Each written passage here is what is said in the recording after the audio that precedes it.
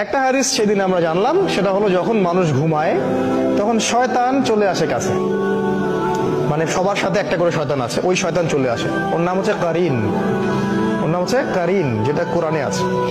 সে এসে এই যে আমাদের গর্দান আছে, এই গর্দানের মধ্যে 3টা গিট দেয়, 3টা গিট দেয়, এবং প্রতিটা গিটের সাথে সে বলে তোমার সামনে দীর্ঘ রাত, তুমি ঘুমাও, তোমার সামনে দীর্ঘ রাত, তুমি ঘুমাও, তোমার সামনে দীর্ঘ রাত, তুমি ঘুমাও, আরামে ঘুমাও। রাসূল সাল্লাল্লাহু আলাইহি ওয়াসাল্লাম বলছেন, যখন বান্দা যদি ফজরের আজান শুনে উঠে যায় তাহলে একটা গিট খুলে যায়, যদি সে ওযু করে তাহলে আরো একটা গিট খুলে যায়, আর যদি সে জামাতে এসে সালাত আদায় করে তাহলে 3টা গিটই খুলে যায়। আর যদি এটা কাজ, এই 3টা কাজ আমরা না করি, সকাল 8টা 9টা 10টায় উঠি, তাহলে 3টা গিট নিয়েই সকাল করবে সে। তাহলে চিন্তা করেন তার সারাদিনটা কেমন যাবে।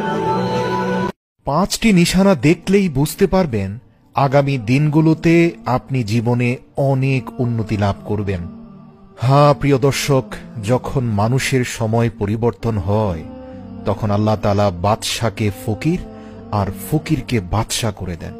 দেখবেন জীবনের কিছু কিছু সময় যেখানে হাত দিবেন সব যেন তলিয়ে যাচ্ছে, কিছুতেই কোনো কিছু হচ্ছে না, উন্নতি আসছে না, সংকট যেন আপনার পিছু ছাড়ছে না। একইভাবে কিছু মানুষের জীবনকে আল্লাহ পাক এমন ভাবে পাল্টে দেন যে তারা যাই ধরুক না কেন সেখানেই সফলতা আল্লাহ তাআলা দিয়ে দেন।